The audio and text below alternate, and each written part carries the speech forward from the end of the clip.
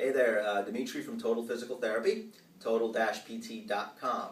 Last time we talked about isolating that all too famous Glut-Medius muscle and how to strengthen it. So we used the band last time around the ankles. See the last video.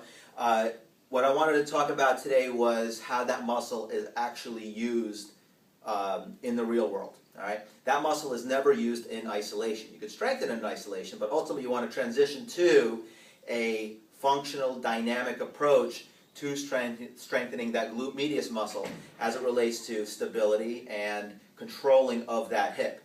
So again, very easy thing to do. If you have a BOSU, you can stand on the flat side in the middle. And before I even get on there, what we want to talk about is, again, in the previous videos we discussed this, but real quick, we want to make sure that hip stays center as it relates to the foot, knee, and the hip. So you want to keep that in line. We don't want to have that deviate. So I'll show you a quick little tool you can use to visualize on your own to look at that alignment. What we want to make sure that is when we are standing, that angle here, almost you have to look at it at a right angle as the thigh comes up and as the waist or the belt line is here. We want to keep that angle around 90 degrees, and then what you're going to do is you're going to stand on that leg, and then you're going to slowly bend forward, bend the knee, and bend the hip. And you want that angle to stay square. You don't want to collapse and swing this hip out, because if that hip swings out, your right hip drops, and then there's that angle that's closing down. We want to keep it right there, and then we want to hinge off of that. All right? So what it looks like here is, again, you're going to stand on the BOSU, 1 foot on. And again, to start, obviously, try to work on just stability first, but what you want to transition to, because this is what you're going to do when you're lunging, squatting, jumping, sprinting, explosive activities, agility drills.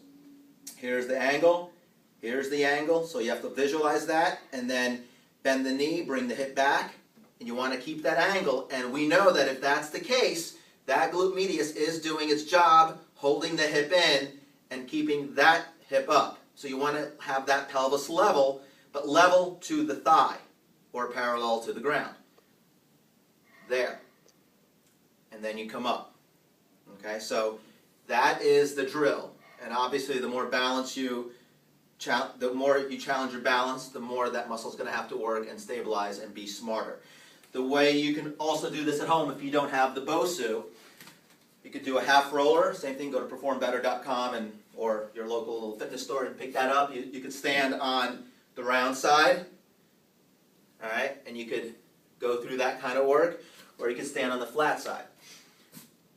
Even more, you can take your shoes off, roll up a towel, okay, that will create the instability at home. You stand on that towel, that's going to give you that mushy, unstable support, much harder than standing on the ground.